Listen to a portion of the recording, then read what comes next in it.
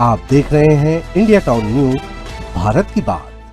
प्रदेश में बीएड और डीएड की जो क्लासेस हैं वो अभी स्कूल शिक्षा विभाग द्वारा संचालित है। हमारे उच्च शिक्षा विभाग के द्वारा अभी प्रदेश के किसी भी महाविद्यालयों में बीएड की क्लासेस प्रारंभ नहीं की गई है। जब आप बता रहे हैं कि महाविद्यालय संचालित नहीं करता है तो मुझे लगता है कि कोर्स भी संचालित नहीं है। दूसरा बात यह है कि अब जब आप कोमेरू विश्वविद्यालय की उपाधि आप हमारे महेंद्र कर्मा विश्वविद्यालय को मिला तो IIM और IIT के साथ MOU की बात भी की गई थी, और क्या किया गया है या नहीं किया गया है। माननीय मंत्री जी से मैं एक बात जानना चाहूँगा कि प्रदेश में जितने बीएड कॉलेज हैं 2 वर्षीय हैं आपने बताया, तो जितने बीएड कॉलेज हैं उसको आज की तारीख में ITEP में बहुउद्देशीय जो शिक्षण संस्थान है उसमें परिवर्तित करने के लिए आप क्या कदम उठा रहे हैं कि आप 2 वर्षीय बीएड ही चलाएंगे? कोंडागांव के लिए जो आवेदन आपको प्राप्त हुए हैं वो 2 वर्षीय खोलने जा रहे हैं कि 4 वर्षीय खोलने जा रहे हैं, और 4 वर्षीय खोलने जा रहे हैं तो उसकी प्रक्रिया क्या प्रक्रिया आपने की है कि नया बीएड जो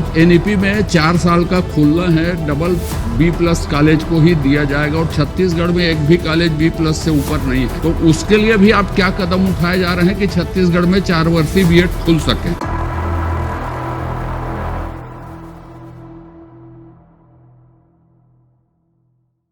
छत्तीसगढ़ विधानसभा के मानसून सत्र में इस बार किसानों और कानून व्यवस्था के साथ साथ शिक्षा का मुद्दा भी जोरदार तरीके से गूंजा।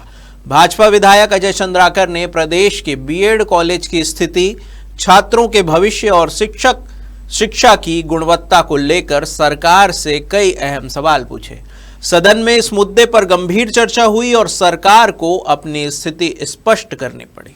आखिर क्या है बीएड कॉलेजों से जुड़े सवाल और सरकार ने क्या जवाब दिया? नमस्कार, आप देखना शुरू कर चुके हैं इंडिया टाउन न्यूज भारत की बात, और मैं हूं आपके साथ सुधीर मिश्रा। चलिए देखते हैं विधानसभा की कार्रवाई पर क्या कुछ मुद्दों पर चर्चा हुई और क्या हल निकला। छत्तीसगढ़ विधानसभा के मानसून सत्र के दौरान शिक्षा व्यवस्था का मुद्दा सदन में प्रमुखता से उठाया गया। भाजपा विधायक अजय चंद्राकर ने प्रश्नकाल के दौरान प्रदेश के बीएड कॉलेजों की वर्तमान स्थिति और वहां अध्ययनरत विद्यार्थियों के भविष्य को लेकर सरकार से विस्तृत जानकारी मांगी। उन्होंने पूछा कि राज्य में कितने बीएड कॉलेज संचालित हैं, इनमें कितने सरकारी और कितने निजी संस्थान हैं, इन कॉलेज में शिक्षा की गुणवत्ता सुनिश्चित करने के लिए सरकार क्या कदम उठा रही है। अजय चंद्राकर ने यह भी सवाल उठाया कि हाल ही के वर्षों में शिक्षक भर्ती की सीमित संभावनाओं और बदलती शिक्षा नीतियों के कारण बड़ी संख्या में बीएड प्रशिक्षित युवाओं के सामने रोजगार का संकट खड़ा हो गया। ऐसे में सरकार उनके भविष्य को सुनिश्चित करने के लिए क्या योजना बना रही है। सदन में चर्चा के दौरान शिक्षक प्रशिक्षण संस्थानों की गुणवत्ता, मानकों के पालन और छात्रों के बेहतर शैक्षणिक वातावरण उपलब्ध कराने जैसे मुद्दों पर भी गंभीर बहस हुई। कई सदस्यों ने शिक्षक शिक्षा को मजबूत बनाने और प्रशिक्षण संस्थानों की नियमित निगरानी की आवश्यकता पर जोर दिया। माननीय अध्यक्ष महोदय, प्रदेश में बीएड और डीएड की जो क्लासेस हैं वो अभी स्कूल शिक्षा विभाग द्वारा संचालित है। हमारे उच्च शिक्षा विभाग के द्वारा अभी प्रदेश के किसी भी महाविद्यालयों में बीएड की क्लासेस प्रारंभ नहीं की गई है। अभी जो नई राष्ट्रीय शिक्षा नीति 2020 जो लागू हुई है उसके अनुसार 4 वर्षीय बीएड का पाठ्यक्रम होगा, जो अभी छत्तीसगढ़ में अभी किसी महाविद्यालय में शुरू नहीं हुआ है।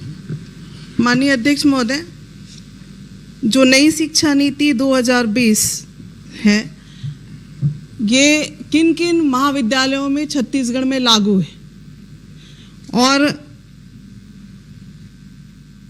ITEP के कोर्स प्रदेश में कहां-कहां पे संचालित हैं?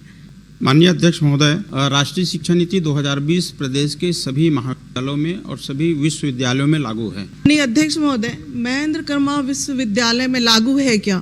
जी, वहाँ पे भी लागू है, महेंद्र कर्मा विश्वविद्यालय में। माननीय अध्यक्ष महोदय, जानकारी में जो उपलब्धता है माननीय अध्यक्ष महोदय, 2020 NEP के तहत महेंद्र कर्मा विश्वविद्यालय में डीएड बीएड के क्लास का कोर्स संचालित नहीं है, और नहीं है तो इतने लंबे समय के बाद क्यों नहीं है? क्योंकि आपकी जो जानकारी में यहाँ पे दिया गया है माननीय अध्यक्ष महोदय कि महाविद्यालय संचालन नहीं करता है, जब आप बता रहे हैं कि महाविद्यालय संचालित नहीं करता है तो मुझे लगता है कि कोर्स भी संचालित नहीं है। दूसरा बात यह है कि अब जब आप को मेरू विश्वविद्यालय की उपाधि आप हमारे महेंद्र कर्मा विश्वविद्यालय को मिला तो IIM और IIT के साथ MOU की बात भी की गई थी, और अगर क्या किया गया है या नहीं किया गया है? माननीय अध्यक्ष महोदय, महेंद्र कर्मा विश्वविद्यालय हमारे प्रदेश का एक महत्वपूर्ण विश्वविद्यालय है और यहाँ पे मेरू विश्वविद्यालय घोषित है और यहाँ पे बहुआयामी विषय शिक्षा शोध संस्थान के रूप में इनको केंद्र सरकार से मान्यता मिली है, केंद्र सरकार के द्वारा घोषित किया गया है। अभी वर्तमान में यहाँ की आवश्यकता को देखते हुए जिनका यहाँ पे माननीय विधायक ने प्रश्न भी लगाया है, यहाँ पे एक सांख्यिकी एक नया विभाग खोल रहे हैं और IIT और IIM जो है इनके साथ हमारे यूनिवर्सिटी का MOU हुआ है। शैक्षणिक और अशैक्षणिक पदों की जो जानकारी माननीय मंत्री जी ने दिया है, जिसमें 265 पद स्वीकृत हैं और मात्र 29 पद भरे हुए हैं। गैर शैक्षणिक में 320 पद स्वीकृत हैं और 291 पद रिक्त हैं। तो वित्त विभाग से इसकी सहमति आपको मिल चुकी है या नहीं मिली है? अगर मिली है तो भी इसको कब तक करेंगे? और जो शिकायत मैंने कहा कि प्राप्त हुआ था बीच में भर्ती के लिए, उसको किस एजेंसी के द्वारा आपने जांच कराया है? माननीय अध्यक्ष महोदय, महेंद्र कर्मा विश्वविद्यालय में 265 पद स्वीकृत हैं और अभी 29 नियमित वहाँ पे कार्यरत हैं। ये 31 विभाग में वहाँ पे 5 विभाग अभी प्रारंभ ही नहीं हुए हैं, जिसमें से 90 पद को शून्य माना जाए और उसके बाद बच जाते इसमें 146 पद। तो 146 पद में अभी 113 पद की भर्ती की प्रक्रिया प्रारंभ है, विज्ञापन निकाला जा चुका है, दावापत्ति इसमें मंगाया गया है। इसके साथ ही पद की पूर्ति जल्दी कर ली जाएगी। और जो एक माननीय विधायक ने भर्ती प्रक्रिया में शिकायत की बात कही, वो अभी की नहीं है, पिछले समय की है और उनकी जांच हुई है। जांच के पश्चात रिपोर्ट जो है महामहिम राज्यपाल को भेजा गया था और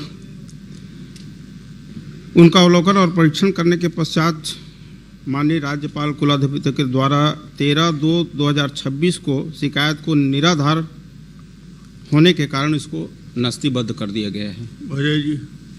माननीय अध्यक्ष महोदय, लता जी ने एक अच्छा विषय उठाया है, लेकिन एक माननीय मंत्री जी से मैं एक बात जानना चाहूँगा कि प्रदेश में जितने BEd कॉलेज हैं 2 वर्षीय हैं, आपने बताया, तो NCT इससे पहले मान्यता मिलती थी 2 वर्षीय की।